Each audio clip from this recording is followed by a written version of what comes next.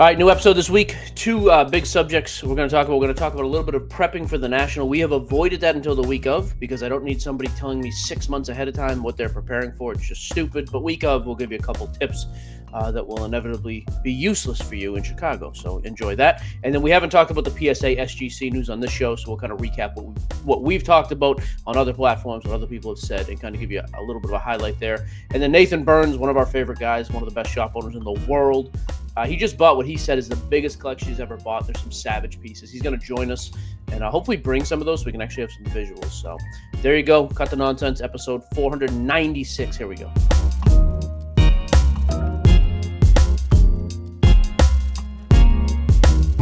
First of all, gentlemen, don't forget to like and subscribe. I'm not saving it for the end anymore. Everyone, if you're catching the beginning of it, you don't have the full hour to reach us. Like, subscribe on the Facebook page, like, subscribe on YouTube, like, subscribe on Instagram. Just like and subscribe, period.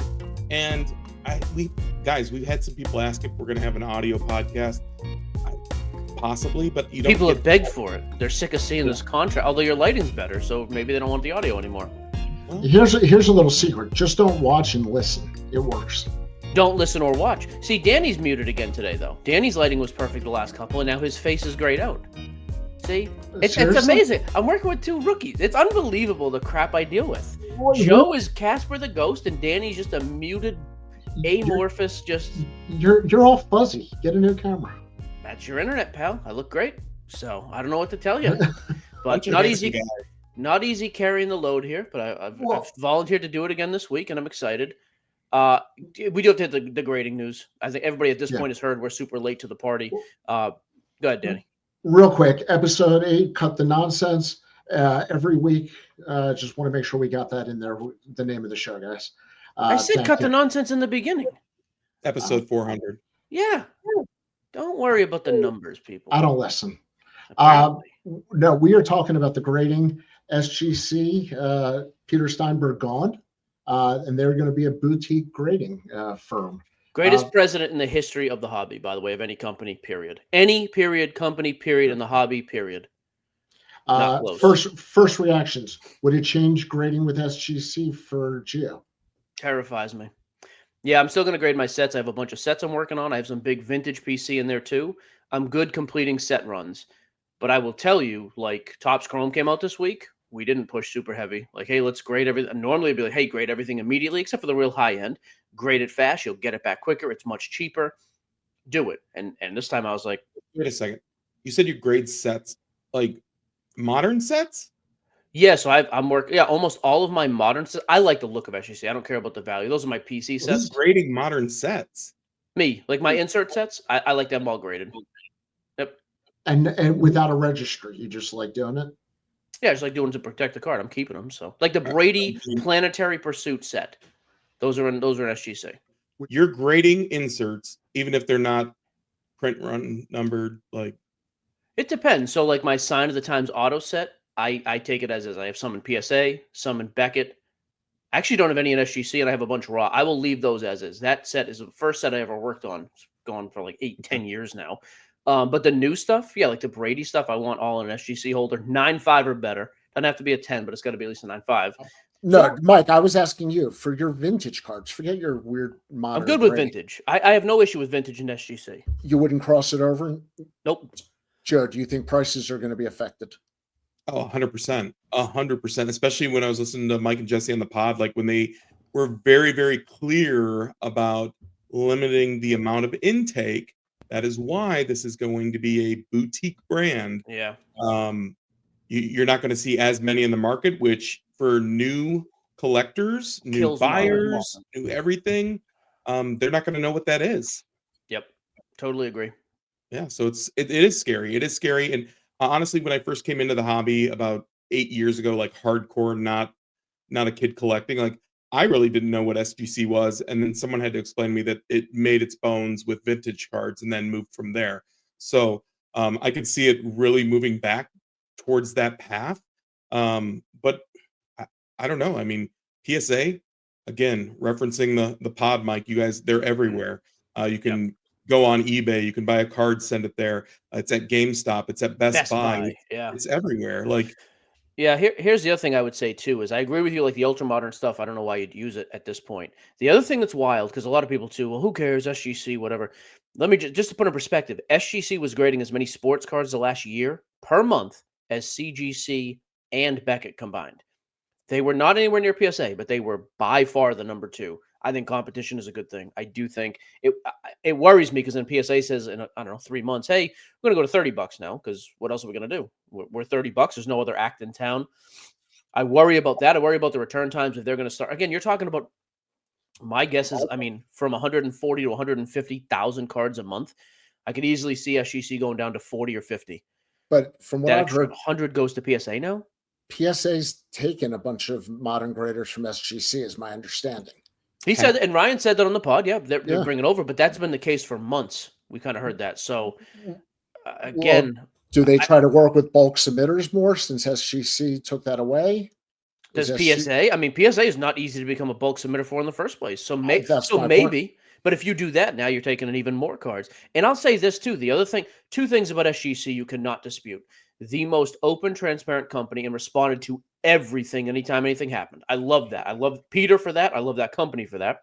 And the other thing was, I just feel like they had the easiest process: put cards in an envelope and send it, and we'll take care of it. And the app made it even easier. PSA is not anywhere near that easy. So I do wonder who. I don't think people stop grading. I do think the majority just say, "Hey, we're going to PSA." But I do think there'll be some who will continue to just use SGC, but the number will drop dramatically, no question. Now, with them being together, will we see SGC cards with so SGC slabs with higher end cards that are now in the PSA repack? Okay, I thought they had to be PSA cards in those holders. I actually don't understand how that works either. Yeah. Is that a PSA product or a sports card investor product? Geoff, I know they're certified, but who's making them? My understanding was PSA is making them, and that's how they're guaranteeing it. Why are you selling through him too? I said this the other day, and I don't like him anyways, but I hate that. What like people in the hobby. I don't know. Whatever. I'm not going to rant about that anymore. But I didn't get that move. Okay, so if they're under one umbrella, do they go to single submissions and you can send your vintage to SGC and your other cards to PSA, or do they? I mean, they're in the same building in Florida. I know. I don't know. Maybe that's how you do. I'm telling you, there's a lot of things PSA could adopt from SGC. I don't know if they will because you're the king of the mountain. I don't know if there's a real emphasis on change, but I do think there's a number of things you could change to make it even better. You're already the biggest. You already have the best resale. That all works. Another note too, like just quickly is like PSA is $10 a card more expensive on the bulk level. I know it doesn't sound like a lot, but $10 in the flip game. How many cards have you also now eliminated? Like for me with SGC, it was $30 or above, $30 to $40 raw. I'm good giving it a shot. It's worth it. Like now 3 to 4 times a week in the shop, we literally have to, and a guy will come in with them already in the card savers, and I'll have to just kind of teach them on what they're doing with, because they believe Michael Jordan base cards that are selling for under $2. That I was like, dude, these are 10 or bust, and this is not getting a 10, and you're just sending it there, and we're talking $25 to $30 a card. You'll never make your money back. But maybe that also helps. Does that also slow down what's coming in? And that may not be the worst thing either. So, hey, Nate is here. You guys want to just let him in? I figured 10 or 15 minutes. I want to talk about this collection, see what else he wants to share, and then we'll come back. Might give him the intros for those who don't know who he is. Nathan Burns, Grand Slam Collectibles. I've been friends with Nate for, I don't know, going on 10, 15 years now. He came in about the same time as me, super successful in the business. We came in when allocation was easy to get because wax wasn't profitable, like 2013 football, giving away E.J. Manuel and Geno Smith autographs. Totally different world when me and him came into the game. I went the breaker route heavy. He went into the card shop route heavy. Super successful guy in the business and very well known. Also well known for just no bull crap. Like Nate has been as outspoken when he needs to be as anybody. So yeah, friend of the show. I don't know if he knows that yet, but he is. So yeah, let's bring him in. I want to talk about this big collection he just landed. Nate, how's it going, man? What's up, guys? We just gave you the most glowing introduction of all time. Like greatest guy ever, cured cancer, all this stuff. Great person. We appreciate taking some time. Honestly, we wanted to have you on for just a few minutes to talk about this Savage collection. Can you give us some of the details of this thing? Yeah, I mean, it was I'd met a guy at the Nashville show and probably overpaid for a few things just because I wanted the items. They were unique, and just built a friendship with him. And we were kind of going back and forth. And it dawned on me he had a Babe Ruth cut. Uh, it's the very first one. It's signed by Richard McWilliam, the CEO, on the back. So it dawned on me about 4 in the morning. Wait a minute, I've got to go get this deal. So I hop on a plane at 6 in the morning. I don't even know if he's going to be home that day. I just booked a flight right back. So if he didn't pick up, flew into Chicago. He happened to clear his schedule. Went down to the basement and bought the biggest deal of my life. That's for sure. I am curious, and I don't know if you said, I missed your live yesterday. Have you said how much the total deal was, or are you trying to just leave that number off? I mean, I paid him 600 grand for what I bought. Sheesh. Okay. I knew it was big because Nate called me. I got a text the day before the call. I was like, dude, this deal. And I was like, Burns is not calling me over a $50,000 deal. I was curious. Stuff you hadn't seen before, like some pretty amazing pieces. Oh yeah, yeah. It was probably 50 to 100 cards I haven't seen. I mean, there's cards in here that haven't popped up in 7, 8, 9, 10 years. Um, so it's tricky because you can make a big mistake when you're messing around in this swimming pool. You price something at 10 that's worth 20, and you've just cost your family $10,000. So it's real tricky. This is one of those few deals that typically all the shiny stuff and 80s stuff, I don't mind selling any of it, but for some reason there's a lot of this that I'm considering just putting back. I feel like, Branch, Ricky, Jackie Robinson dual cuts and Babe Ruth cuts and things like that are just, you just don't see them. So it wouldn't be something bad to just put away finally. I actually think this was awesome too, just because and you know this, Nate. And I think me and you are in the same boat. We use social media, but we also kind of hate it. I think it's awesome there's stuff like this that nobody knew this guy had, bro. Like there's no influencer over there with a camera. There's no one throwing down money on his table. Like I think it's awesome. There are still some of the greatest collections literally in the world, and there's not some dummy with a camera hyping it up. Like I think that's a pretty cool aspect. And it's a snowball that starts rolling downhill, right? Once someone realizes that, hey, the guy's not messing around, all of a sudden we're getting all these calls now.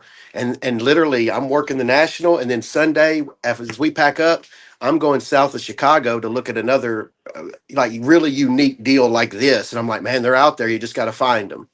Nice. Nate, when you go through a collection, do you go through all the cards, the top 20%? No, I mean, I don't go through this collection had, hundreds of King Griffey Jr. rookies and hundreds of Bo Jackson Topps traded. No, I didn't thumb through those.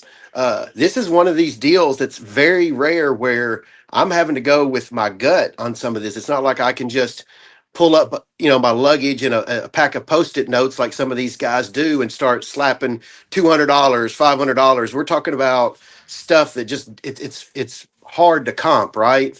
So I try to look through all the cards that should matter, right? And then on this particular deal, it's a deal where I'm having to go with my gut and estimate some of the more key cards. They're going to bring big bucks. And if they don't, hey, what I try to do is buy a deal where if I make some big mistakes, I still break even, right? People don't understand. There's a lot of risk that all of us deal with in this. That what if a collection is stolen? Well, guess what? I'm out $600,000. That's the way it works. So there has to be some real meat on the bone for anybody to do what we're doing, right? So what I try to do is make it where if all things go wrong, other than something terrible, I mean, if it's all truly his, I break even. If it's what I think it is, who knows what the number is going to be. I'm not going to keep up with all that. I'm not going to be able to tell you a year from now, oh, I made $208,000 or I made 82. It's just not going to happen because of the type of collection it is. It's not one card. It's thousands of cards. If you had to pick like a top 3, top 5, whatever from the collection of just most unique or coolest pieces, what would you say? Oh, I've got some of them for you. Let me look here real quick. See, that's why we didn't do podcasts. I was like, I don't need Nate on a podcast holding up cards. I want to see these things. It doesn't do it justice being on a podcast. And let me see if I've got the Ruth here somewhere, dude. Give me here's. Nate, was there one or two cards that kind of sealed the deal for you? Like it was this one. This is I flew in without an appointment and I bought this deal for this card. And it's the Babe Ruth. It's the first cut ever from Upper Deck. And it's signed by the CEO. One of my friends actually pulled one of these out of a 1998 Upper Deck Retro lunchbox. And we've had people sniffing around his for six figures. So I knew this was probably a six-figure card. That's one for sure. Another is the Branch Rickey Jackie Robinson duel. Yeah, what's that from? I've never. Is that SP Authentic or SP Legendary Cuts? It's Legendary Cuts. I have never And seen a Branch Rickey. yeah, Duel. That's wild. yeah, that's a nutso card. Probably the third. I mean, there's just so many to choose from, but for me, it's probably the Honus Wagner Roberto Clemente duel. Oh, Exquisite. I mean, it's pretty. I mean, we're talking about Lou Gehrig Ott duels and Wagner cuts and Jackie Robinson cuts, and it's to get to 600,000. It's got to be a lot of stuff. yeah. Mhm. How many cards roughly in the deal, Nate? Any idea? No, I mean, because they actually drove down with the rest of it, and I mean, okay. it was a whole car full of stuff, but it wasn't like this. There's 200 monster cards at PSA right now that are all ours. You know that we're just getting those cards as well in the deal, so it's all Gehrig and Mantle and Ruth and just cool stuff. Jeez. Hey, So Nate, I'll go, Joe. here, dude, huge fanboy of you. This is a big deal. You know, they always say don't meet your heroes, but I had to buck the trend this time. You are definitely, and dude, this isn't to toot your horn any more than what it is, but like you're a Mount Rushmore guy for me in the hobby. So being able to speak to someone now while you're doing it is absolutely huge. Going back to like the Grand Slam After Hours, Big Joe, Big Gary, Sleeve, Austin, Rookie, Miss Sherry, doing the Rick Mayer across the board. My God. I know what is happening. This is the Nate. This is the Burns love. We're going to insult him as soon as he's I'm off to telling you balance guys. this out. For the He's people that are watching this that don't know, watching this man sell Kobe Bryant during the pandemic from his couch. I mean, hundreds of thousands of dollars. I think it went over $1 million for that segment. But like this guy's the real deal, and being able to, if you don't follow Grand Slam Collectibles, you need to, because you're gonna get a little chicken soup for the soul every day, and you're gonna get a dose of realism. And I was hesitant to want to ask about this, but you were pretty public about it online too, Nate. About I'm a guy who works at a card shop. Recently, you had an issue with some inside stuff happening, and had to let someone go for stealing, right? And so, right. how do you handle those type of situations and still keep the credibility of the shop? Because you were at the forefront of it. You were reaching out and saying, hey, customers, if you dealt with something like this, I mean, that's a big integrity piece for you to keep your brand and your business going. So kind of give us some insight on that.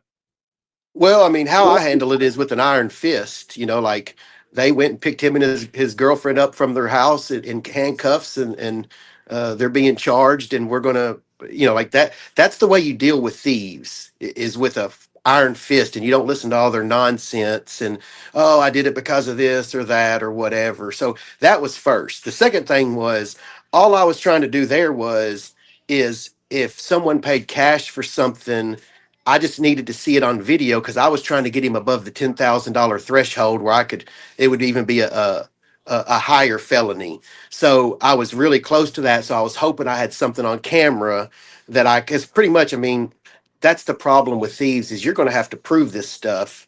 And it's not as easy as people think. So that's what I was doing. It wasn't that he was doing anything to them. He was just stealing from me and my family. That's it. And what he was doing is he was, I mean, it's the craziest thing. He was trying to get my customers to pay cash. I had no idea until I'm talking to customers after the fact. I'm like, man, they come in all shapes and sizes, man. It can be family members. It can be friends. You think that you trust somebody. I'm learning that, unfortunately, when it comes to the almighty buck, there's not very many people that you can trust. And that's just the way it is. And that's okay. But that is the way it is. Yeah, I thought it was funny last week we were talking about, or whatever, 2 weeks ago, me and Nate went back and forth with the guys in this hobby that we were, I mean, either like with him employees or with me, like guys they came up with. Like, oh, dude, would invite him over my house and then it's like, oh yeah, hey, what happened to that guy? Stealing. Something in the books was off. Whatever. Yeah, it's weird. By the way, Joe, is that a Grand Slam shirt you're wearing, or is that just Ric Flair in honor of the old days? I mean, as soon as I knew Nate was going to be on there, I had to wear my Ric Flair shirt. I had to also bring in my Ric Flair belt, the Winged Eagle. Had to bring that, and then My dog. I had to pay homage to. I know he wasn't the salt of the earth guy, but I found my Terry. VHS. Sure. I found my double. So it was a big deal. Also, I forgot to pay respect to Omar too. So shout out to Omar. I hope he's doing well. I hope his health is Going well. through the whole roster. This is my dude right here. I've seen him before, Mike. I mean, very rarely in this industry either. Like Mike, straight up 100% got me on HBO. He got the executive producer to give me a call, and then it's my job to get it done. Well, Mike got him to call me. So Mike's always had my back. So like when Mike asked me to do something, I'm going to do it. But I've seen Joe on Instagram in particular talking about Grand Slam. And has nothing but respect for us. And man, someone like that, it's rare. And man, I just want to tell you how much I appreciate someone appreciating what we do, right? And thank you, man. I appreciate it. Dude, we get Joe out here with the 17 kids. We've been thinking about the Nashville move anyways.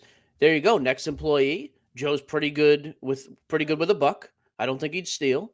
This could be the marriage right here. Joe, are you moving out here? Are you committing to this right now on camera? I mean, 5 kids. I got 5 kids, Nate. 14 down to 5. Hey, Murfreesboro, great school system. Don't worry about that. One of the biggest things that happened actually this past week that might also trigger it. I don't know if you could tell by the camera, but I am a larger man. In-N-Out Burger. In-N-Out Burger has moved its headquarters to Tennessee. This is it? From California. Big deal. What does Emily have to say about the South? Is she open to the move, or what's the deal? You know what? If you talk to her, she sounds like she's from the South. That was one of my bucket list things too. Is I wanted to marry a woman who had a Southern draw, Sure. and she just so happened to be from Northern Michigan with a Southern draw. So I lucked out there. Perfect. All right. Well, there you go. Hey, Nate, one other question just to change topics real quick. I don't want to spend a ton of time. I know everybody does this. I am curious. So, any advice to people going to the National, like for actual just. Yeah. Are you talking about? I was going to say, oh, what a stupid question. That would have been that would have been great. Yeah. So everybody does this, though. Everybody wants tips and all that. If you're going to the show, sure. I am curious. Like you're on the other side of the table. What do you recommend to people as buyers, though? But this is for customers, right? For customers. Yep. Be sure to, when you find a card you like, if it's somewhat unique, make sure to write down the booth number in your phone. Just put it in your notes. Ty Cobb Bat, booth 3704. Because what'll happen is most of us are on a budget, right? And so there's only so many dollars we have. So you walk in and pretty soon you see what you're looking for, but you want to check things out first. That's one tip. Wear comfortable shoes and don't hang out with assholes. I mean, that's pretty much it. This industry. There you go. Hey, I got one more question for you before you hop off. Is working in the card shops, right? Yeah. One of the big points of contention on our show here is we talk about, when people come in and they're selling majority of retail color. I'm looking through stuff, but you see a lot of it all the time, and we offer anywhere from 40 to 60% of the sold value. And why we do that, it was kind of cool because Danny had sent me an article that was on Collectibles on SI about what goes into running a shop, and a lot of people don't know about the payroll tax, about just keeping the heating and cooling running in that building. So if you could just walk us through, when you get an average collection, nothing crazy, but you want to keep the buying momentum going in the shop, what that looks like for you, and what you're buying at. It's a very competitive situation, right? And so it really depends on the type of stuff. If it's the type of stuff that I'm going to fool with, I mean, we'll pay 85, 90, 95%. But like you said, the run-of-the-mill stuff, we'll typically just pass, because I found we'll get a negative review for offering 50 or 60%. And it's like, this is America. It's not like I have a pistol to your head saying, you got to sell this to me. I instruct these guys, hey, if we have a bunch of Jaden Daniels rookie cards, don't go buying a bunch of Jaden Daniels at 75%. But if they'll sell them to you at 50%, that's fine. Well, I've learned that people will get mad at you for that. So I've kind of just said, hey, just tell them, hey, we really appreciate you bringing them in. They're nice cards, just not anything we're buying right now. And rather than going too low. So what I've been doing is I either buy a huge collection where it makes really good sense, or what I consider good, solid stuff, and I'm paying that 70, 80, 85%. So I'm not getting dinged on reviews. It's a dog eat dog world out there. I'm not saying by all means, if these people who act like somebody who's doing something wrong for paying 50%, I mean, 7, 8 years ago, if you were paying 70%, you were the biggest dog at the shows. Like you were Eugene buying everybody out, and I was having to compete with that. My advice to someone that's like, what happens is these card shops are having to deal with these I call them roller boys. They roll up to your booth with their luggage on rollers. They literally use it as a couch. They pull out their post-it notes and they start telling you what you're going to take for your card. And it's no a very intention of doing business, by the way. Those guys just never do any real business either. not with us, because I just tell them to keep on rolling. But with that said, if you're a card shop, you have to find other ways to get more than 100% for your cards, or it's not going to make any sense. And that's where the repack comes in, or build value in your product. I mean, not everything is about the dollar and cents to everybody. Some people are looking for an experience or something unique, and you have to do whatever you have to do when you're a card shop owner right now. They're opening left and right. There's going to be busted card shops all over the country in the next 2, 3, 4, 5 years. You just wait and see. This is not easy, and coming in now would be much harder than when I came in, and it was hard when I came in. You better be unique. You better be entertaining live. You better be willing to. I mean, you're going to have to put in a lot of hours, whatnot, all that. And good luck to them. I'm glad that my foundation is kind of built, because it was a lot of work. Nate, before you go, just question for you: what is selling hot right now for those people who don't get out to the LCSs a lot? And overall, when you buy a big collection, how long are you planning on sitting on some of those high end cards? Because I know there's a time value in there, and those cards aren't going to sell at the first show you go to. Yeah, I mean, that's a good question, because it depends where you're at. It's very similar to poker and a bankroll, right? Like, if you're buying one big deal and you're putting all your eggs in that basket, you're gonna have to take a little bit less and move them a little bit quicker. We've kind of built up to where I can just wait it out when I have unique stuff. I'm going to wait until I find the end user. That's what I tell my employees all the time. Hey, fellas, we're trying to find the end user, not a middleman. In most cases, what am I paying for rent and 12 employees? And if I'm not selling to the end user, I'm doing something wrong here. So it's going to take longer for me, but I have that luxury now where I can do that. But it does depend on, hey, how far are you along this journey? If I totally understand taking a little bit less, I did it. You want to build up however you can, and I'm not a big fan of sitting on pieces of cardboard when I'm laying out, thousands of dollars when I'm growing in this industry. I'm burning and turning if I can. Awesome. Nice. And Good deal. Hey, You guys on the screen here that invested in Will Levis my boy. early on. Yeah. Hey, Nate, dude, Nate don't did a worry. great job with the Listen. NIL stuff and given an opportunity for that. Nate saw greatness and the greatness it will be. That, so MVP this season. I'm just telling you, when I cash in that $10 bill for $80,000, he's out for the season. You're reading reports, pal. I'm not buying into your fake news there. So take it Let easy. me tell y'all, I'll tell you what though, the thing about Will Levis that I love is that me and Sherry went to the Kentucky Derby this year, and we were on the same level that he was on. And I just said, hey, you're going to be up here, right? Somewhere. And he's like, yeah, we're actually in the same spot. Come see me. He's literally sending me pictures with him and come on over and talk to us. He doesn't owe me anything. He hasn't owed me anything for years. And he's just being nice to someone that had a little bit of faith in him. I get a kick out of the Titan fans that give him such a hard time. And I look at Hendon Hooker battling for third on the Detroit Lions. It's like, why are you guys giving this guy how many second round quarterbacks behind one of the worst offensive lines in the history of the NFL are going to be successful? You guys gave him PTSD. But my point is he's so nice to me. I sent him a text the other day, and I was like, man, I'm telling you, if you'll just stay the course, you're going to get your opportunity. And I wouldn't send that if I didn't believe it. I mean, he's got a good core. He just, I mean, I've never seen anything like it. As far as, I mean, he made some bad decisions. That's normal for a rookie. Peyton has the all-time interception lead for rookies. Maybe somebody beat him. Maybe Anthony Rich. I don't know. It's close. But my point is man, he is a super nice guy to me for no reason. There's no ulterior motive. I can't do anything for him.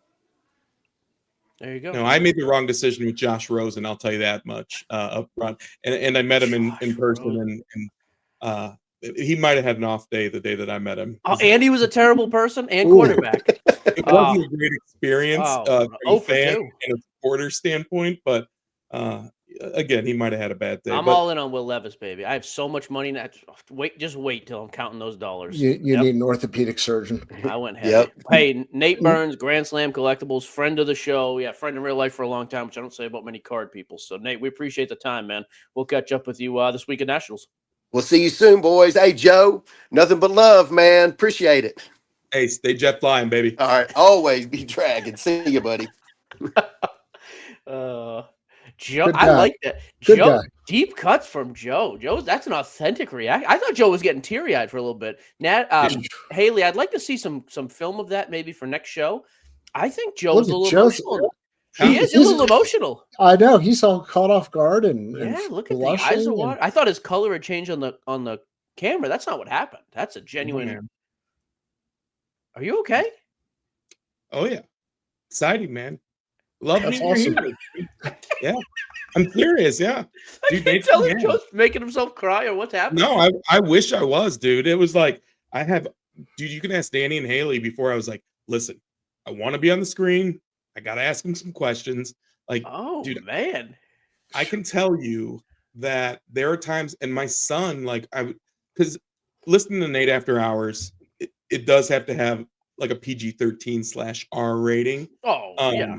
Because Nate's a real one for sure. But like, dude, my kids are always like, "Ain't that right, Big Gary?" Like, like they know that. They know that. So hearing that kind of stuff, like, dude, it's just cool. Nate's a good guy. How do we get you to Nashville? That's the question. Man. Like, if we get a commitment from Nate to hire you for X amount of dollars, are you moving? And you're getting paid for this show now for some reason, which is I'd like to talk about that off air.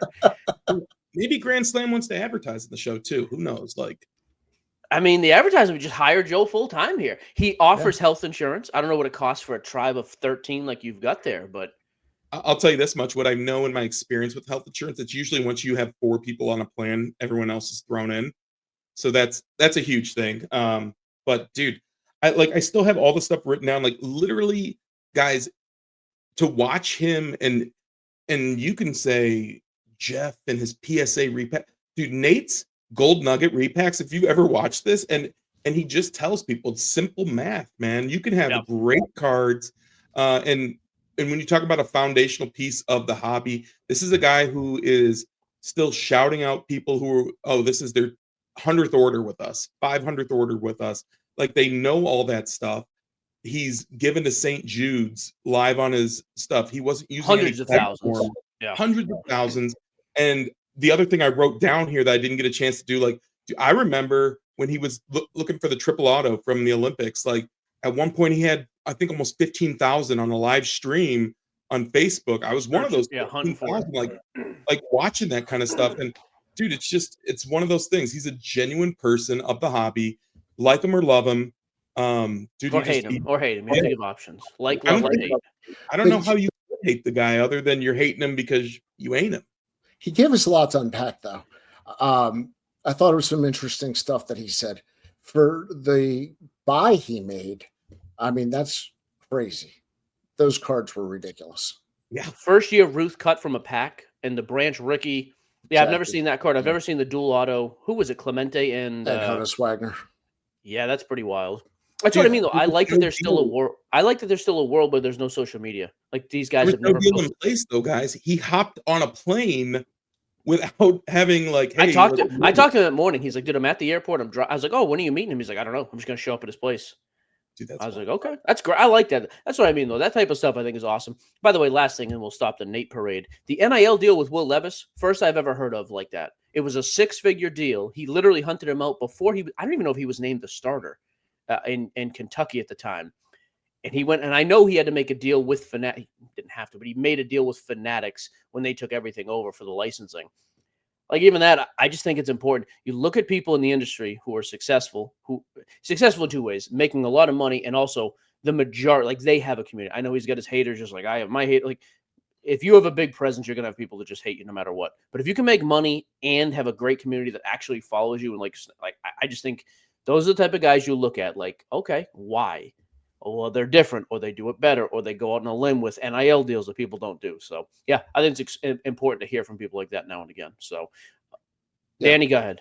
Well, he also gave you asked him about the national, and I'm going to pivot right into kind of what he was talking about. He said if you saw an item, write down the booth number so you can find it again. I'm gonna twist that a little bit. If you find the card or the item you want and it's the price that's in your range, pull the trigger. Yep. Just exactly. Pull the trigger. Somebody else may be looking for it. It could be gone by the time you get back there. It's not worth haggling over. I always say if you're within 10%, don't lose an item that you really want. Yeah. So to give that as my tip, to slightly different than what Nate said. That show is the graveyard of what ifs. Like you will walk the first day and see 85 cards. I've never seen this Brady, this Bird, this Griffey, whatever your PC. I'm going to circle back. You will see so many cards there that you will also see for the first time. And then it's like, well, what do you do? And I've done this before too. I've left there before. I have it now back here, but there was an autograph version of that goalpost Brady card. I'd never seen. The goalpost card in of itself is tough to find. I've never seen an autograph version of it. That one haunts me 3 years later. And it was a good price, everything. And I was like, I'll circle back within reason. If you can pull the trigger, you just have to pull the trigger on stuff like that. And I know Nate it showed us some examples of those big cards. When we're at the National, majority of the big cards, are they graded? Or, I mean, is a lot of it going to be raw that I'll see as someone who's the first time, or like when you're talking about huge. cards that I'll never see before, like that I've never seen before, am I going to see them behind plastic, or is it going to be like a top loaded type card? I mean, a lot like that collection. Like if that guy set up, I mean, Nate was saying like that guy just owned that stuff. I think that guy pulled, if I remember right, just pulled a lot of that stuff himself. So wild. So that's the thing. You won't see stuff like that there because those guys aren't setting up. No one knows that guy had. I never even heard the guy's name. You'll see equal cool stuff, just different. I mean, there's so much stuff in the wild. I think that's Gio's point. I mean, there's so much freaking stuff out there. But you get into booklets with 10 signatures of 500 home run guys and stuff that's hard to slab and just such unique stuff. But the vast majority of high-end vintage or high-end modern is going to be slabbed. Yeah, and the other thing too is that you got to remember the people who are setting up there. Like very few people only set up at the National. The amount of dealers at the National, they're setting up at the big regional shows and all that. But I will say though, you'll see occasionally guys going around like he said, they have their bag on a roller and they'll go up to a table. Some of those guys though, and the majority that I've talked to are not selling, but they will go up. They're buying a couple cards. They're only PC guys. And if you can ever get those guys to open up the box of like, hey, I know you're not selling, but I just saw you pick up a few pieces. What else is in there? Dude, we had a guy a couple of years ago I did that with, and I saw him because he was asking about a Ted Williams cut, which is not crazy expensive. But he's like, I only do cuts. He was talking, other reason it was easy. I knew the dealer he was talking to. And I thought, and the dealer asked him the same thing. He's buying high-end cards. Dealer's first question, hey, are you selling at all? Had the nice Zion case, whatever it was with him. Nope, I don't sell. And then I see him buy a couple like 4-figure, 5-figure cards. So I kind of hunted him down after. I said, hey, I saw you at so-and-so's table. I saw what you were buying, kind of similar PC to mine. I'm curious, like, what's in the box? Because this is stuff I'm assuming you don't post. Guy was like, no, I don't have Instagram. I don't know what Facebook is. None of this crap. Opened up his 2-row and literally just the most insane, very similar like what Nate had. Guys walking around with $500,000 worth of stuff that people have never seen before. And he's the same thing. He's like, I buy because I love this stuff. I'll pass it down to my kids. No one knows I have it. My friends make fun of me for collecting baseball cards. And meanwhile, this guy's got a 6-7 figure collection. I think those are some of those untold stories of like just the guys walking around because that show draws people you never see. So, and Joe, if I can throw in one other thing, the food court area, Thank you. like an unofficial trade. Oh yeah. During the day. Yep. So a lot of these rollers are happy because they think they're going to sell for 100% to other goers of the show and not to the dealers. So they will bring cards to sell to other people that are just at the show. I got to put a bounty out, by the way, on the Eris. Tom Brady Eris, whatever that planet is. I still have not seen that card. If somebody brings that up to me at the National, I will. You can name your price. Uranus? Uranus. Yep. Uranus Eris. Correct. Yeah. The new Pluto. Hey, I wanted to also bring up too, while we're talking about big cards, Greenie reached out to me on Friday when he bought a collection, right? He spent like, I don't know, 3,500, excuse me, on it. And the customer, or the person they bought the cards from, went and bought a couple of jumbo boxes. And he's the one who hit the Ohtani Judge. Was that Greenie's shop? That wasn't Greenie's shop. Greenie's the one who bought the stuff from the guy, and then the guy took the money from that and bought the boxes. I mean, the guy was pretty well. He didn't need the money, but he just said he went from the transaction with Greenie to buy those 2 boxes, and then he hit that card, which is huge. And I wonder what that thing's worth. $500,000. Oh, dude, I'm saying minimum 1.2. Okay. And why I'm saying that is that it's obviously it's the dual MVP with the logo man Gold auto. logo man. Yep. But they won the MVP. They're both the odds-on favorite to win this year also. So he's tied now. Do you see this? Judge and Cal Raleigh now because of the injury. Yeah. Although they're saying 10-day DL and he'll DH. Sorry. Yeah. No, I just think that's going to carry a lot of weight because you're also, I mean, depending on when the card comes back and if the person decides to keep it or auction off, dude, you're talking about just the heat of going down for another MVP. It's bananas, dude. It's very cool. Do you think it's really going to go up that much more? I think the legend keeps growing because they've already won twice the same year, correct? Haven't they done this 2 times? So if they do it again, and you're in the middle of a postseason run, yeah, I think any more, there's not a lot of runway left. I'll tell you the other runway. I mean, in addition to just another MVP, is if Judge actually wins a ring. Because like I've already said, I think he's a top 10 Yankee of all time, but it is tough to put him in the top 10 of that franchise without a ring. If they're also going to compete, I don't know if they'll compete this year, but they'll make the playoffs. Ohtani's another one. Like, it starts to get weird. Yeah, but put the players aside too. I mean, think about just the teams that they represent. So the Dodgers and the Yankees, the markets for those teams, the fans are insane for their team.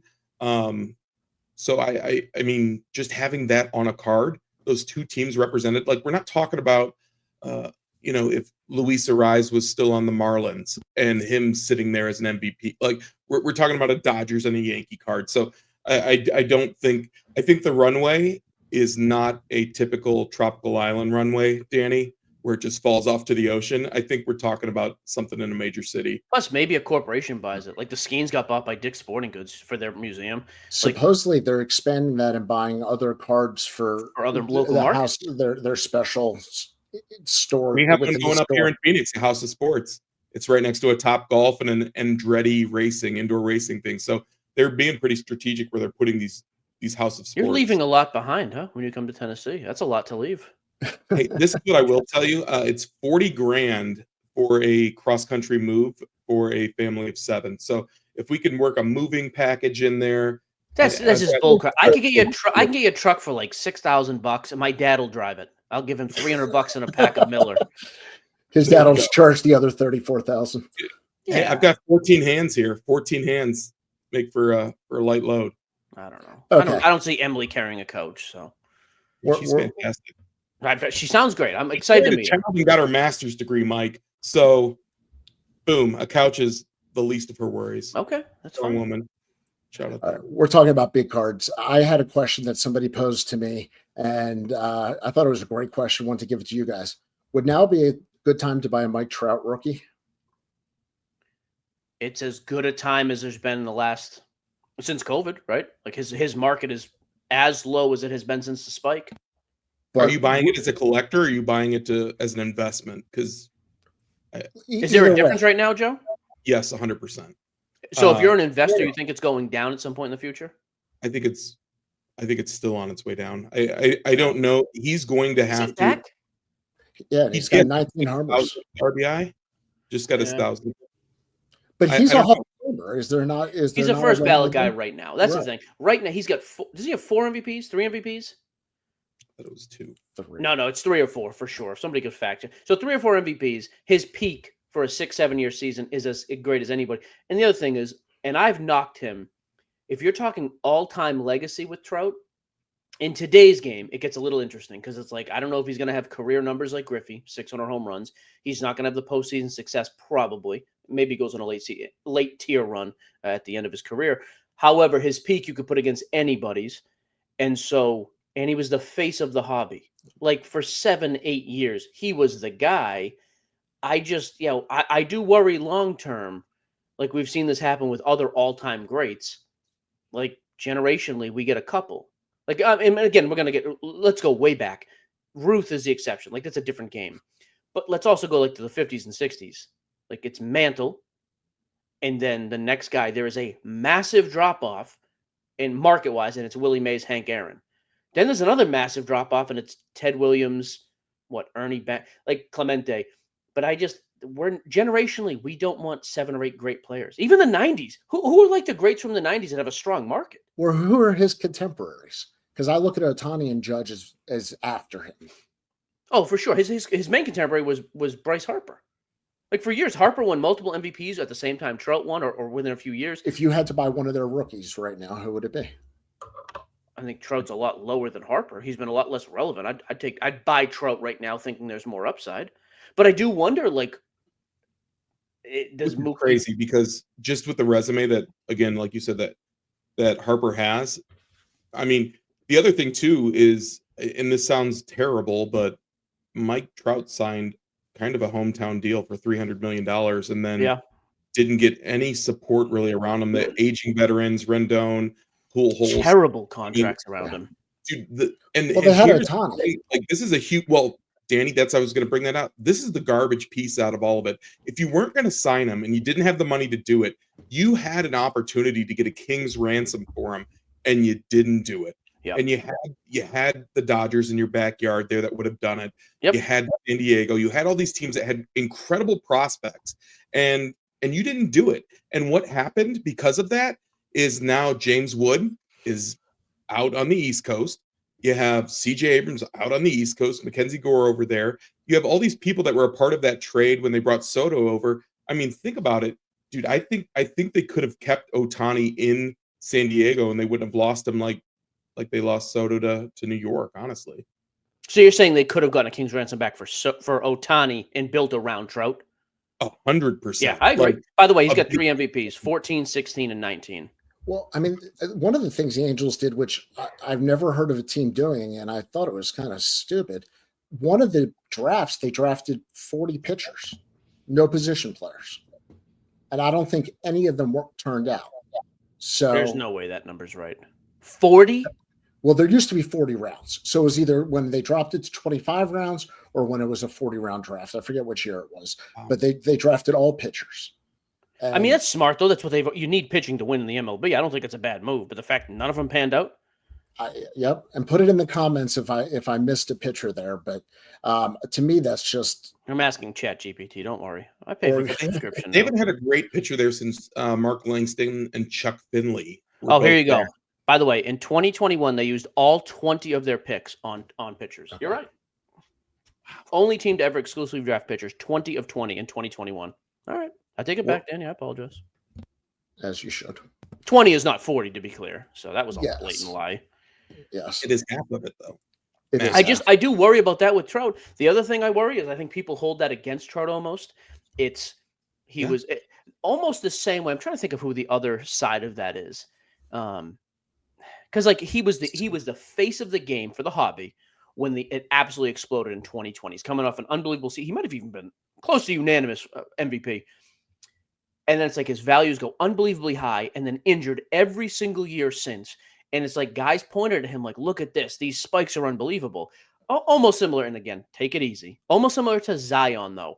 Zion became the face of this unbelievable explosion in price. Now, granted, Trout has a Hall of Fame resume. Zion doesn't. I understand. However, it was like, yeah, but those values are so high. They're so inflated. The guy has no postseason success, injured all the time. He's not going to have career great numbers. You want to tell me he's the greatest peak of all time? Well, that's not true. Bonds has the greatest peak of all time. Needle in his rear end at the plate. You cannot argue Bonds' peak. But Trout is in that discussion with anybody else. Like the Mantles, the Griffies, and I love Griffey. Like Trout is in that level. But I just think it gets weird. Like, what are Trout cards worth in 20 years? And again, I'll go back to bring them back on the screen, Haley, because I want to get these two reaction. I'll go back to the 90s. Look at the 90s. Okay, both of you give me one great player from the 90s, please. I'm not looking for a closet pick, like an unbelievable great player from the 90s. Griffey. Okay. That didn't get like a ton of love. No, just give me a great player. Give me another one. Albert Bell. Like the first one that always comes to mind for me is Frank Thomas. Like massive home run numbers, and at least one MVP, unbelievable. You ever look at Frank Thomas's market? Nothing. Like, is Frank Thomas's peak that far off from Trout? No, Trout's better peak, okay. But I would say Frank Thomas is going to go down with better career numbers. I'm trying to think of like other 90s guys. Like whose cards are going to be worth more, Griffey or Trout in 20 years? See, that's my point. I think Griffey is undisputably the greatest hobby guy from the 90s. His value, like, it's not even close. But Griffey brought more than just the sport and the hobby. He brought the lifestyle to it, which then opened it up to a lot of different avenues for people to be interested in baseball, period. But that's the point. That's why he has value like that. Trout, no. The litmus test is always this. 5 years ago, you could ask my wife, name a baseball player. She can name a few. Ortiz, I'm a Boston. You ever heard of Mike Trout? Maybe. But, okay, name 3 quarterbacks. She could do that. Have you heard of Ken Griffey Jr.? Yes. Trout's never had that. And some of it is the postseason moments and the relevance. I also say this, too, the most important, and I think we've repeated this on the show. What's the most memorable Michael Trout moment on TV? The catch. Okay. To me, it's the Ohtani pitching thing in the what was that stupid thing called? Baseball Classic. We watched that live in a break room. That was when we were rolling on Fanatics Live. There was like 150 people in the room at the time. Jesse always makes fun of me for that number, but it's true back then. We all watched that. Like, we paused what we were doing to watch it. And the moment is him striking out against Ohtani. There's not one iconic Trout moment that comes to mind. And there's not a non-baseball fan that knows Mike Trout. So, yeah. Does he have no trade clause? Maybe. I mean, probably. With the contract. Well, he's got 10-5. Oh, that's right. He has the tenure there. Yeah.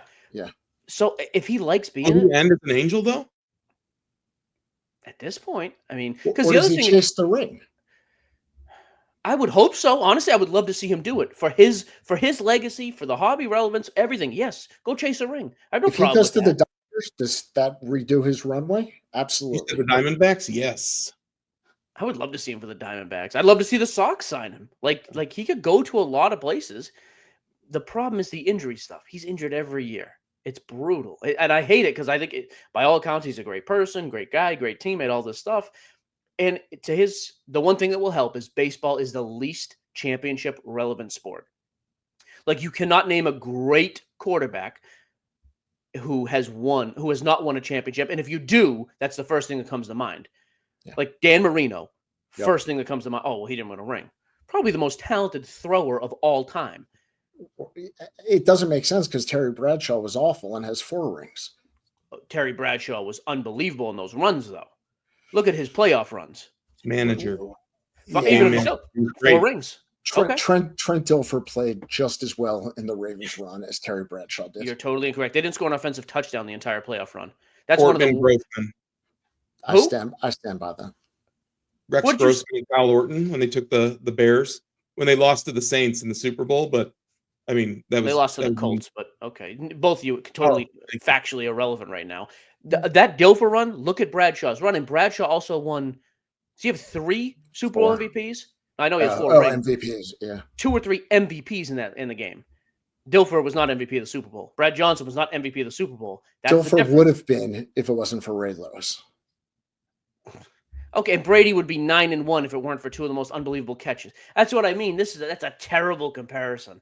Oh, okay. Horrible. While we're doing terrible comparisons, do you think that is laughable? Don't let him off the hook, Joe. I don't even want you to state what's stupid thinking. I have to ask this. Like, when does Trout, and this might be the wrong podcast for it, but when does he finally say, hey, dude, my body can't take playing outfield. Like I am a great hitter. Let's DH. Like great. And is that an ego thing? Like, I mean, there's no shame in utilizing your strengths. Like, I don't know if it's an ego thing. I think it's competitor. Like, if you can do it, don't you want to play the field? Haven't they already moved him to a corner, or is he still in center? No clue. I don't know, but listen, here's my take on DHs though. The hardest position in all of professional sports to not be in the rhythm of the game, playing out in the field, and then having to step up to the plate and then hit a ball. I think that is one of like the mental, like you have to be able to turn your mind on and then come back. You're hanging out in the dugout, you're watching the game here and there, but like you're not physically in there playing a position, and you have to just be locked in every time. I think mentally that's one of the toughest.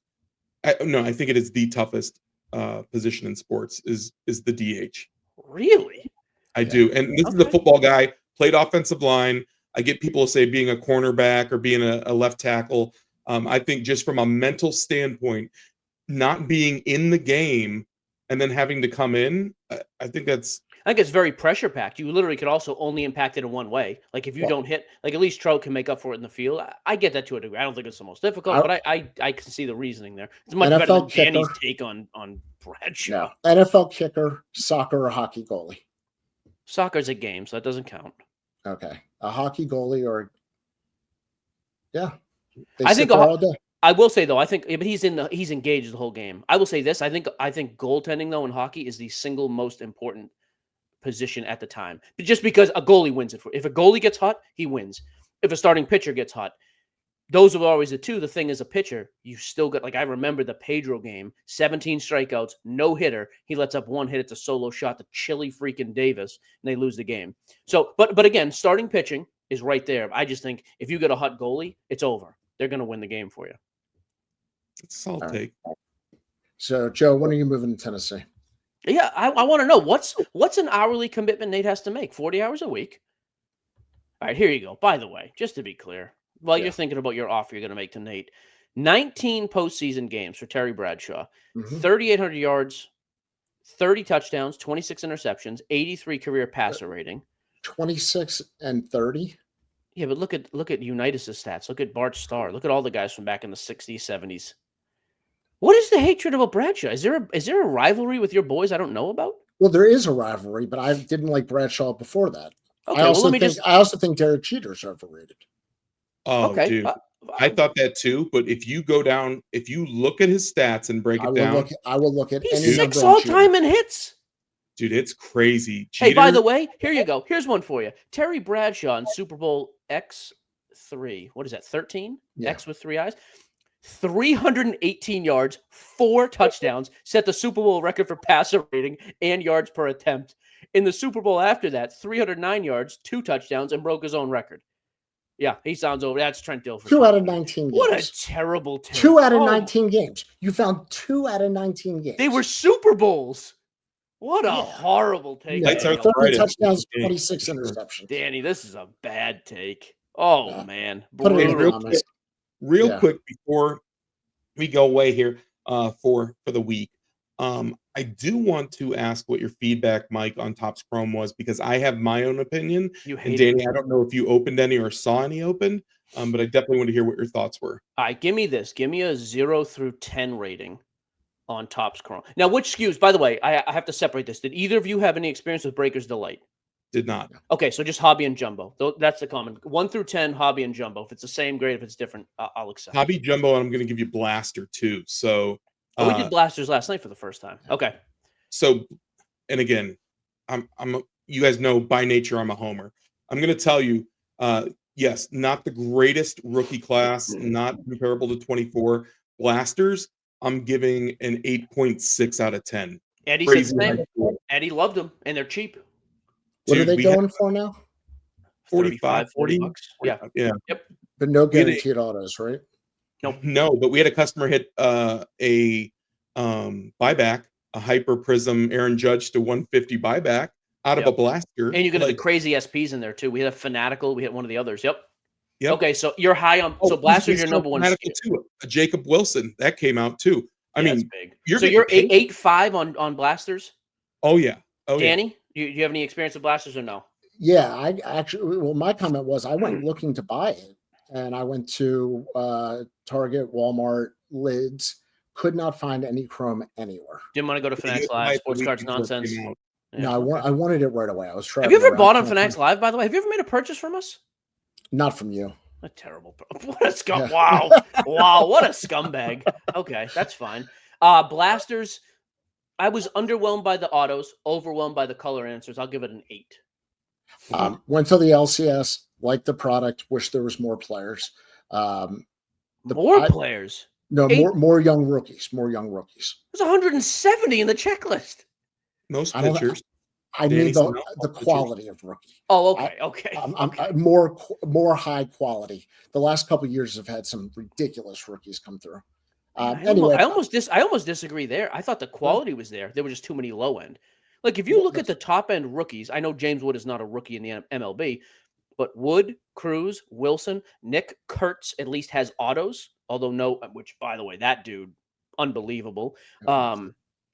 Sasaki sells through the roof still, which is nice. Matt Shaw, Song Kim, we hit a red last night. He's selling. Matt Shaw stuff is selling really well. I tell you, shocked me. Chandler Simpson stuff is selling, and Cam Smith.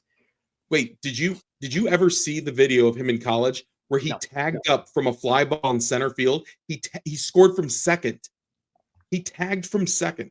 Insane. They don't tell you he actually ran right home. He forgot to go to third. Just ran across the pitcher. Okay, Hobby Jumbo, what's your rating? 1 through 10. Hobby, I'm going to give it a 7.2. Okay. And Jumbo, I'm giving a 5.8. Okay, Danny. Didn't open it. Thought it was too expensive. Okay, so Joe, I'll go with that. I would actually, I would go 7 and 5. Jumbo, to me, the saving grace is the amount of base in the MVP buyback. If you believe, like I do, that Ohtani and Judge are going to win, you're going to get a bunch of money. Speaking of which, first box we ripped, Hobby, we hit the buyback, but it was the stamped one from last year, numbered to 150 of Judge. That's a $600 credit. I thought that was cool. Yeah, I think that now Breaker's Delight, though, to me has been unbelievably hot. And I think they do that on purpose. I get it. And I also think if you didn't have the name Breaker's Delight, if you just call it HTA, people would like it more. You add the word breaker, people hate it instinctively, no problem. But to that point too, Mike, on the ordering SKU, it says Hobby Breaker on the like when you order it. I know, it is weird. Here's one that it gets very strange though. Cal Raleigh, Pete Crow Armstrong, not in the checklist at all. No base cards. No base cards, at least. If there's a weird thing, and we're going to talk to some of these guys next week, I think you have to put those guys in update to save the MVP buyback program. I also don't think there's any chance in the world Ohtani loses. Judge, if it's extended injury, maybe. But yeah. Cal Raleigh's putting together a year. 40 home runs, dude. Yeah, that's what and they're winning. I don't think Judge is the runaway favorite anymore. Well, he's not. He's odds on. They're literally dead even as of this morning, Vegas odds. But if he comes back, that team's also winning at a pretty good clip. But Raleigh is an excellent defensive catcher. I think it was a Platinum Glove winner. So what's weird is what's weird. How is he not in anyways? He won the Platinum Glove last year, 30 home runs, 100 RBI, and was an All-Star. How is that guy not in the product anyways? Is a little bit weird to me.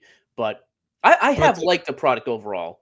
Let me tell you guys too, and again, another hot take from Joe because he's a Diamondback supporter. Terry Bradshaw stinks. Is that the take? No, but they did get Josh Naylor at in the trade deadline here, who's another left-handed bat. So it's not like they can switch the pitching right around. So that's going to be more advantageous for him in that lineup, that he's going to have that support of Naylor batting either in front or behind him, because Naylor's not having a bad year at all up at the plate too as a lefty. What kind of an unnecessary homer comment was that? You know, speaking of Judge winning another MVP, Josh Naylor went to the Diamondbacks, and I got a little teary-eyed over Nathan Burns. I also got teary-eyed. Okay, emotional guy to begin with, number one. But I also got teary-eyed with the deadline stuff when they were showing these guys who are getting traded mid-game. One of my favorite, I'm gonna use a wrestling term here, a jobber, and that's not a bad term, but a guy who's done a lot of the dirty work, a veteran, journeyman, Randall Grichuk. Him getting traded mid-game and then seeing him hug the guys on the way out, I was like, dude, big locker room guy. Like, that's a huge ad going to Kansas City because he's a veteran locker room guy. And, dude, I think Kansas City's making the right moves. Also, here's another hot take. Yes, my favorite team is the Tigers. Yes, I think it's a good bet. I don't condone gambling, but if you bet them not to make playoffs in the second round. Dude, they've given up 50. They've lost by more than 50 runs, given up more than 50 extra base hits, and I think they're 2-14. Yeah, I think that's right now. Tigers backs. Who are you rooting for in the World Series? Tigers 100%. Like, restore the roar of '84, baby. All right. All right. I was going to talk about third base. I was going to talk about top third baseman today, but I don't want to get started on that. You want to review what we just talked about last week? You want to go over this list again? No, we did catchers. I wanted to talk about third baseman because I disagreed with you. You just talked about if Brooks Robinson or Schmidt. I have Brooks Robinson, I have Schmidt, I have Boggs, Arenado, and Matt Williams. That's a terrible take. That's mine. I got to ask ChatGPT. Top Matt Williams. He had one good year. Well, he also had Joe does this to be cute, though. He had a stupid. Who was this dummy he added to the catcher list? Sandy Alomar Jr. Yeah, that's right. Yeah, another stupid list. By the way, did you not name George Brett right there, Danny? I didn't give the list. That was Joe. You didn't have George. You didn't have George Brett on the list. Well, I did. George Brett's 2 or 3. Yeah, George Brett is 2. What? George Brett, MVP, 13 All-Stars, 3 batting champion, a World Series. His career average is 305, 3,100 hits. You don't have him on the list? He won a batting title in 3 different decades. Matt Williams. He batted 394 when he won the batting title. Matt Williams? I'm glad the echo was on. You should hear this twice. It's such a stupid take. Oh, my God. I love it. I love Matt Williams as a Giant. I love Matt Williams as a Diamondback, as a Cleveland Indian. And I also, you know who else? The top third baseman of all time is Nathan Burns, because he can play any position in my mind. Listen, number 6. Terrible homer. I had Travis Fryman. Give me the stupid list. Give me the stupid list again. Who's number 1? I had Brooks Robinson. Terrible. Okay. Top 5, but that's a terrible for number 1. Who's number 2? Schmidt. The greatest of all. By the way, let me give you Schmidt's numbers real quick. 3 MVPs, 12 All-Stars, 10 Gold Gloves, World Series champion and MVP in 1980, 548 home runs. Okay, then why doesn't his stuff sell better than Trout? Say it again. Why doesn't his stuff sell better than Trout does? Well, why doesn't Sandy Koufax stuff sell better than Trout? Just saying. Well, that's recency bias. Well, that's not. Yeah. I tell you, there are times I look at this show and I just think, what? It's not my show; it's our show. But you make decisions. It's like a lane. It's 2 a.m. I'm at a cockfighting ring in Mecca. What decisions have I made here? We think the same thing. The best one. If you don't have Schmidt, I have him in there. Like Schmidt, Arenado. You didn't have George Brett. How about Albert Bell? How about Albert Bell? How about Albert Bell? He played third base when he came up. Miguel Cabrera. Miggy played a lot of first, so I take Miggy out. I mean, Schmidt, to me, Schmidt, Brett, and Brooks Robinson are the 3 absolute locks. I think you could argue Chipper Jones is in that discussion as well. I mean, Chipper Jones' career batting average 303, 470 home runs, an MVP, a championship. Chipper Jones. I watched him play when I worked for the Braves. Chipper was legit. Chipper was great. I mean, I would say A-Rod, but he didn't play there long enough because otherwise I would take him anyways. You don't think Arenado? Like that? You don't? So let's people like Beltre in that too. Beltre has a huge following too, but like Beltre also has 3,000 hits. Okay, so let's go Arenado. George Brett has as many Gold Gloves as him in a career batting average, like 50 points higher. What does Arenado do better than George Brett? Yeah, I don't know that he does anything better. But he's still playing too. Like this is terrible. Arenado is not even a first ballot Hall of Famer if he retired today. He's a Hall of Famer, probably. I don't think he's a Hall of Famer. He's got 10 Gold Gloves. Well, that's true because Arenado is very similar to Torrey Hunter, elite defensively, and I mean just the way it is. He has 1 more Gold Glove. I mean, Andrew Jones is not in the Hall of Fame. He has 10 Gold Gloves, and Andrew Jones should be in the Hall of Fame. The Hall of Fame is horrible. I wouldn't have Andrew, Torrey Hunter, Arenado. None of those guys would be in my Hall of Fame. But according to this Hall of Fame, yes, they should absolutely be in. There's more. Scott Rowland is not a Hall of Famer in my book, but he's in the Hall of Fame. And neither was Billy Wagner while we're at it this weekend. That's tough. Second greatest at his position all time. Fewest innings pitched ever in the Hall of Fame. Well, he's a closer. Well, so is Mariano Rivera. But if you're the second greatest of all time, what you did, you can't go innings pitched. Gossage. Wait, also, is Rivera the first? First, I think the first exclusive. You're saying the second greatest. Are you saying that Mariano Rivera was the greatest? Yeah. Closer. Oh, closer. Of course. So what about Trevor Hoffman? Mariano has a lower ERA and triple the amount of closes. Saves, I mean. And No, the but like postseason. even I'm saying being above Billy Wagner. Oh, like, you're right. Hoffman's probably 2. I forgot about Okay. about Hoffman. Yeah, I'll give you that. Mariano Okay. also the first to be unanimous. First ever Yeah. Hall of Fame. Well, And a doesn't make great sense. Bowman rookie card, right? I mean, That is true. talk about his fit on that If you- lean. I wouldn't Or mind you. khakis on your card. Yeah. I wouldn't mind seeing Joe and Jesse replicate all-time great. I want to see Jesse go and dress like Bo Jackson with the bat, the shoulder pads. I'll Okay, do we it. got Hey, where did that card end up that you guys were talking about? That Spider-Man card? 6,800. What? Yeah. Let me double check. I bid on it early just to make sure I got the. Let me see here. I want to say it went over $6,000 though. For a Jesse probably cartoon? shilled at himself. 6,850 closed last night. Ridiculous. What was this?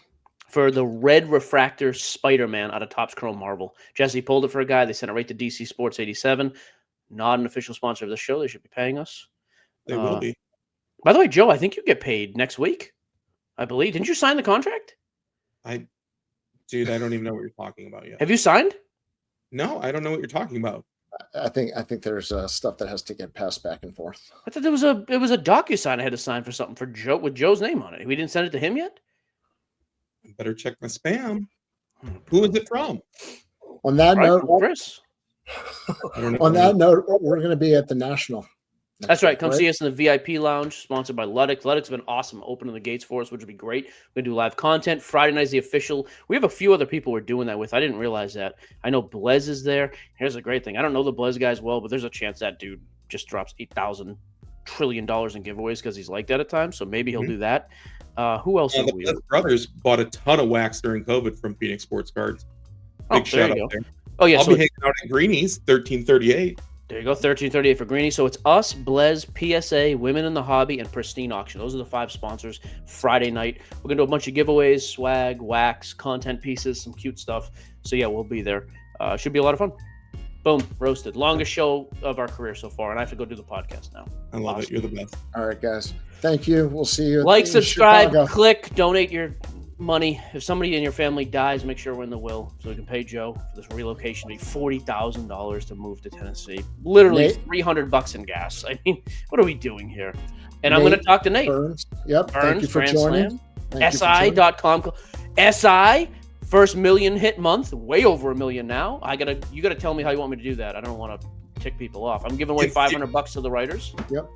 Hey, in theory, Mike, the $40,000 in moving fees is a cheaper investment than a $600,000 card deal. So At least I'm getting something back for that. At the end of that, I get a cool Babe Ruth. At the end of this, I get you and your 15 kids living next to me trying to mooch off my pool.